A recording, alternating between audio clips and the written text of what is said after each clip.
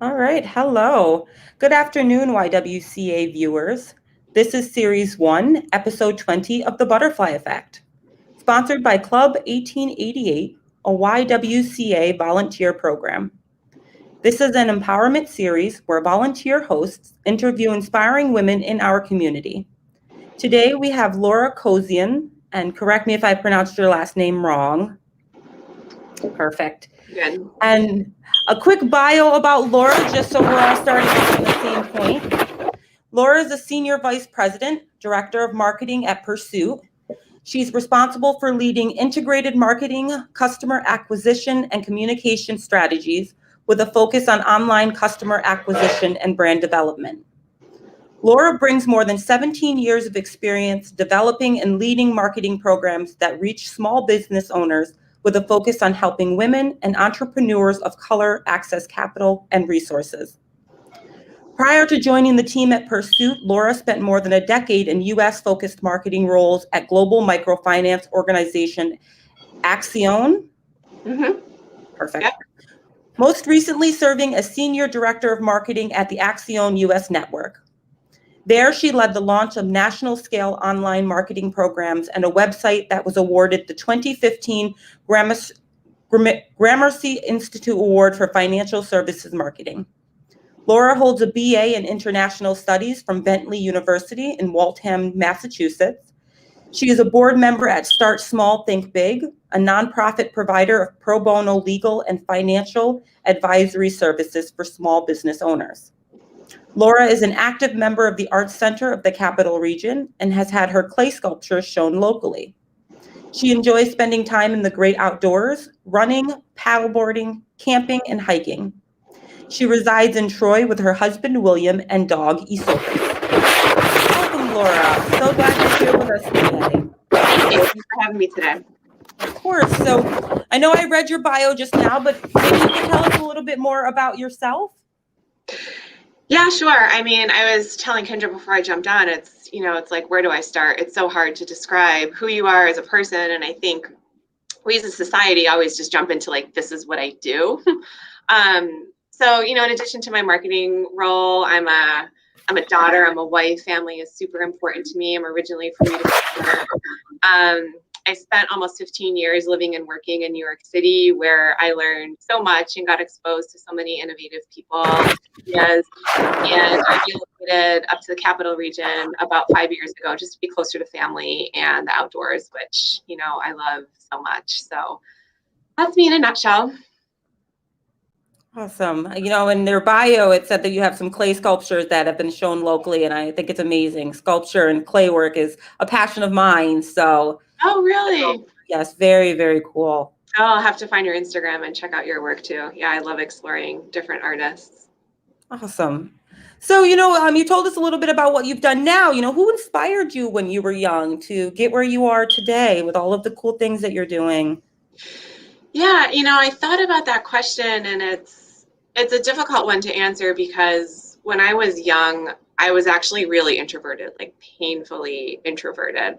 And I've done a lot of work to overcome that. And, now I don't have the same anxiety around that. So I wasn't necessarily drawing inspiration from people necessarily. I think experiences played a bigger role in shaping me who I am. And of course, there's people associated with that. I played sports ever since I was 6 years old. So just being on teams and in a team environment really helped shape my perspective on leadership and the ability to lead.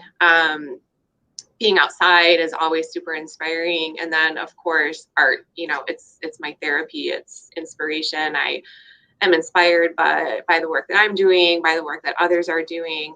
So I think that all three of those things together kind of shaped me into who I am. And of course, when I think about people that were kind of crucial to my journey, like of course, my parents, my mother, my grandparents, so many teachers. I went to Catholic school and learned so much from the Catholic nuns just about diligence and taking pride in your work, and all of those things.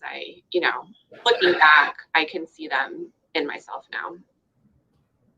That's awesome. To hear that you were painfully introverted and to know that you ended up at Accion by just showing up there and kind of saying, hey, I'm here, here's my resume.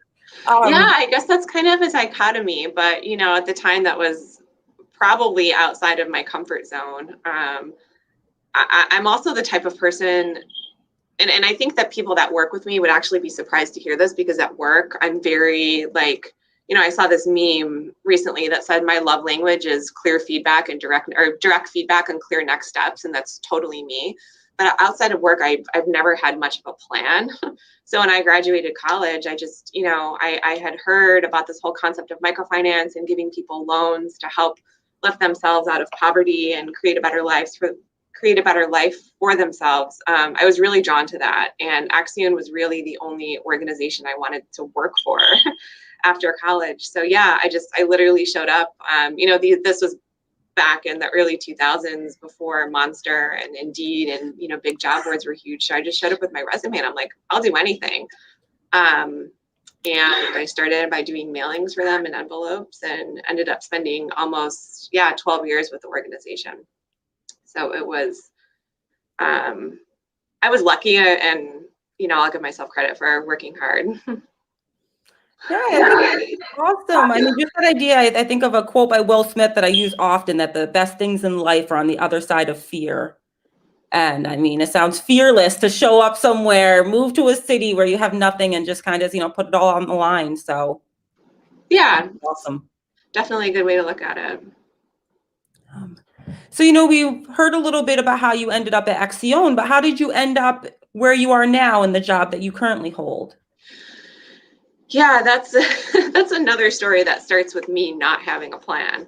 So I had been at Axion for 12 years and kind of knew that I wanted to take my next step, but I didn't really know what that next step was. So I quit my job without a job, which is like the number one thing your mom tells you not to do. I told her, I did that. She was like, why would you do that? Like, you had a good job and you just quit it.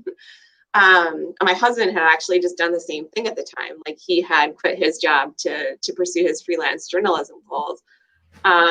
So I did some consulting. I did some work with an organization that was helping women obtain venture capital, because just like microloans and small business loans, it's more difficult for women to get venture capital too, and that was really cool. I did some consulting with government, and then finally I was introduced to Pursuit through that consulting work. And as I learned more about the organization and how I could have an impact, it felt like a really good place to settle full time. Awesome. And just a heads up, I'm working from home, so you'll hear my daughter in the background probably every now and again. But all good. We're all used to it now. So hearing about just the position you hold now and how you're able to help women, especially, I think it kind of leads into something else I wanted to explore, that how does your role as a woman play, or your identity as a woman play a role in your industry and your job and where you are? Yeah, I think it's a really important part of my identity, and something that I've begun to accept a little bit more. Earlier in my career, I was criticized for sounding young and female. The tone of my voice and the way I carried myself, and I criticized myself for that too. And as I've gotten older and as I've gotten further along in my career, I've learned to really embrace that. When I worked, Axion was a nonprofit organization, so I also didn't. And in nonprofits, many of the leaders are female. Which was super inspiring. So I got the chance to work with, alongside, and for a lot of really powerful and amazing women. And I left Axion not really understanding what it meant to feel different as a woman in the workplace.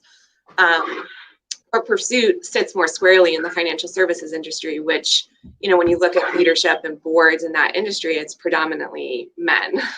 So I got a quick taste of, what it was like. And the thing that I'll say is I work with a group of amazing people, men, women included. But I do feel the societal and cultural issues that do make it more difficult for women to function in the workplace. I mean, I spend a lot of my time thinking about, like, okay, I need to sound like a leader in the female, but can't sound like a bee. So do I need to add an extra exclamation point? Should I say please? Do I use I think? And just struggling a little bit with imposter syndrome, like walking into a meeting with a group of men, it's not easy. Like I have to take a deep breath and really kind of ground myself and center myself and be like, okay, I belong here. You can do this. And that's energy that men don't necessarily have to spend in the workplace. So, you know, I know a lot of women struggle with those same issues and those same questions, and we're all, you know, hopefully supporting each other and finding ways to push through. Oh, I think that's absolutely true. And I stop and I just want to appreciate the fact that you'd be so transparent and open about that experience working in that male dominated industry. And, I think it's the behind the scenes things that people don't think about, that, that imposter syndrome or having to overly think about how you're presenting yourself. I think it's something we all go through, but don't often talk about. Yeah. I mean, it's a topic I'm super passionate about. I love talking about it. One of the favorite components of my job is actually our internship program, and the fact that I get to work with and mentor, young people coming out of Siena and St. Rose that are up and coming marketers and doing really wonderful things with their career, and just, getting the chance to have that conversation with them, being like, I feel this way. So if you feel this way, it's totally okay. And, you have to find your own strategies for dealing with these things, but here's what's worked for me, which is, taking a deep breath, doing a power pose. I don't know if anybody's read or listened to Amy Cuddy's TED Talk or read her book, but that's, her perspective is definitely one that I embrace, that, if you look big, you feel big, and, you feel more confident. Now, is the power pose similar to the superhero pose? Yes, that's exactly it. Yeah. Okay. Yeah. So definitely how you feel on the inside shows on the outside. Yeah. So I think you covered that next question I wanted to ask, which was, what would be that advice you'd give to 21-year-old you? And I imagine it's similar to the advice you give to the interns. Yeah, I would give myself that same advice. I mean, I would also like to go back and tell myself to advocate for myself a little bit more. There's been multiple situations, and that I think is a learned skill, and coming from being a person who was like, a little bit more quiet and shy, being able to go to your boss at work and being like, this is what I need, or this is what I should get paid. That was really, really difficult for me. And there, I've had to grow as a person to be able to do those. So I would love to go back to my 21-year-old self and be like, don't wear so much makeup, go to the gym more, and advocate for yourself. I think that's great advice, Laura. The advocate for yourself and is huge. And I think, like you said, a lot of people don't even know how to do it. They feel uncomfortable. They don't even know the first step to take. And I think it's huge because nobody's going to advocate for you like you. Nobody's going to advocate for you like you. That is 100% true. But if you do find somebody who advocates for you, that's an amazing asset and deepen that relationship with a person. I've advocated for myself, but I've also had, mentors and bosses and friends and parents and doctors advocating for me along the way. So it takes a village to raise a child. It also takes a village to be an adult human in this world too. Absolutely. Going back to the idea of advocating for yourself, I mean, for viewers and for anybody that you may share it with in the future, what's the first step to advocating for yourself? I think there's hurdles that people try to get over to get there. What would be your advice on taking that leap and advocating for yourself? I think for me, it started really small in dealing with small annoyances in my life. Confidently, like, if my coffee wasn't made right at a coffee shop, the old me would have been like, it's only $4. Like, it's totally fine. I'll just drink it. But the new me is like, would you please mind giving me what I ordered? And, of course, saying that politely and translating that into the workplace. I think it's knowing what you want and what's going to make you successful, and having very specific asks about those things. So if you, in this new world, we're all having conversations about working from home. Like if you think you would be more successful in your job working from home, like put parameters around that for your boss and say, this would make me more successful because of this, and this is what I would like. And the worst thing that anybody is going to say when you ask for something is no. So also just, realizing that it's okay to be told no. Like, it's okay. It's totally fine. The world is not going to end because somebody told you no. It's like nothing to run off and be embarrassed about or be like, oh my God, did I ask for too much? Did I ask in the wrong way? It's like, it's not a thing. So that would be my advice. I like it's a part of life. Hearing no, you just go at it a different way or learn from it. And I think a big thing too, before we move on to the next question, is that idea of to advocate for yourself doesn't mean that you need to be aggressive. I think you said when you said asking for your coffee, you say it politely. And I think some people equate that with being aggressive or mean, and you don't have to be rude to advocate for yourself. You can say it in a really kind way and still get it across, but to go for it. Absolutely. Awesome. So, moving into, I think, a different topic, and completely from your perspective, what's that interview question that you've never been asked before that you really wish somebody would, you've prepared for, and what would your response be? I saw that on the sheet and I was like, I don't even know. I don't do these interviews a lot, so it's not like I've had the chance to talk about myself in this way all that frequently. I mean, I guess I would love, at dinner with a friend or just casual conversation, would just love for somebody just to listen to, some of the moments who made me who I am, which is exactly what we're talking about now. I think, our default small talk these days is like, well, what Netflix show are you watching? Or, did you get vaccinated? But, if we could just stop and pause and ask each other, like, well, what's one new cool thing you tried during COVID? Or, how have you changed or grown? I think that those are all really interesting things. Definitely interesting, and a chance to get to know you better as a person versus trying to figure it out from a Netflix show, if you will. Yeah. I think in that same vein, Laura, of getting to know you as a person on a deeper level, what's unique to you, a special talent, or what excites you that you'd like to share with us today? Yeah, I mean, I think something that's unique and new to me, and actually new to me, is my art. I've never considered myself an artist. I mean, I'm 39 years old. I started working with clay when I was in my mid 30s. And I had started by, doing what everybody does, like little pots and mugs and whatnot. But then I mean, and I included this in my bio, and it's something that I'm comfortable talking about. I mean, I had the experience of being diagnosed with breast cancer when I was 36.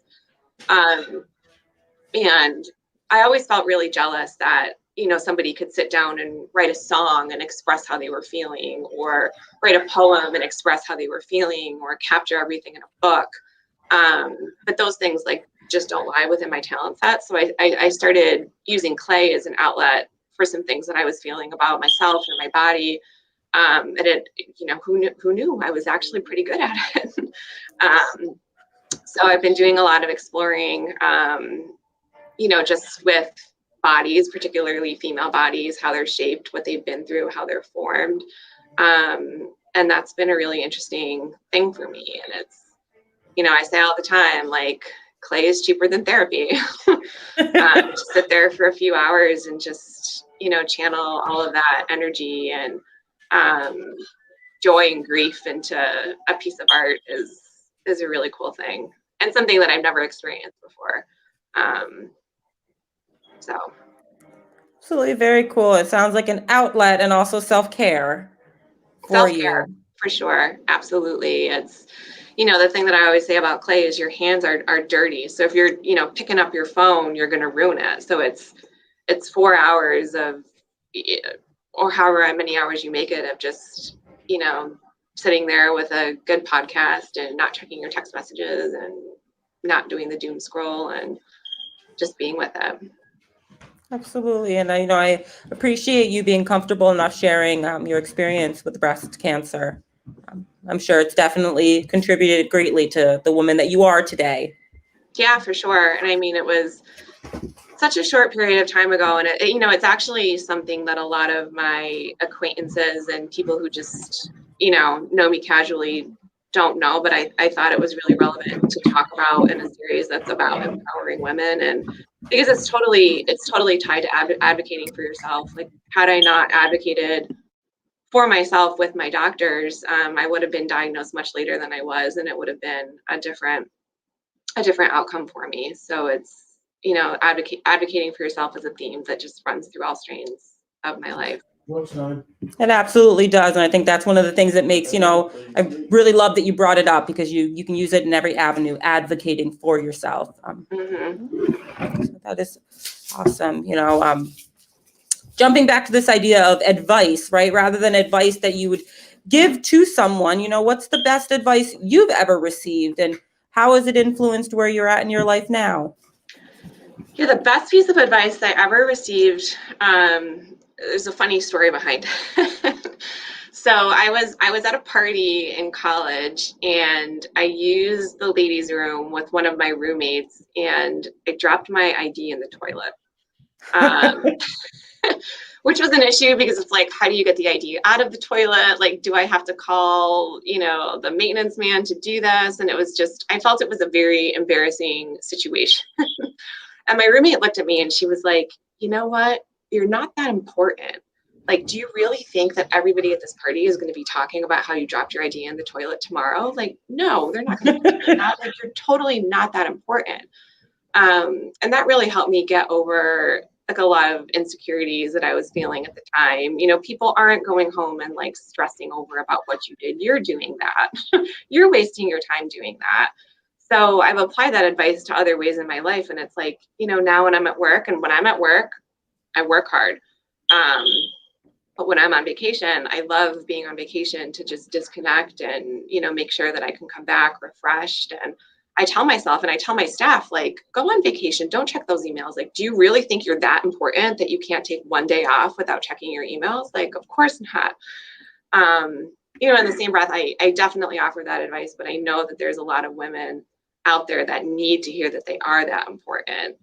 So I recognize that side of the coin too. Like, it's realized when you need to feel super important, and when you need to take a step back and be like, okay, somebody else can totally handle that, or this is just my own insecurity getting after me. I like that juxtaposition of, reminding yourself you're not that important, when in that situation it's right and it empowers you. And also knowing to remind yourself you are important when you need to, and empower yourself in that way. Yeah, that's a good way to look at it. Two sides to the importance coin. That's super important. And I think this entire interview with you, Laura, I'm going to leave it feeling more empowered than when I came in. You sound like a really brave, amazing woman. And I'm really glad we were able to have you here today. Yeah, thank you for having me. It was good to talk about this stuff, and love what you guys are doing with this program, and the fact that it exists to empower other women is a really wonderful thing. Absolutely. Is there anything else you'd like to leave us with today as we wrap up our session? I think in the same vein as advocating for yourself, we need to advocate for each other. So I encourage other women in the workplace or in life, find another woman and ask her what she needs to get lifted up. I think, we're talking about things like pay gaps and women's equality at home. The only way that we're going to overcome that is by doing that. So be here for each other, be there for each other. I think in the way the world's going right now, it's a really good thing to impart, and a good thing for us to do, be here for one another. So thank you again, Laura, for joining in. Thank you, guests, for tuning in. Check back every Tuesday and Thursday at noon for different hosts and different guests. Have a good day. Thanks.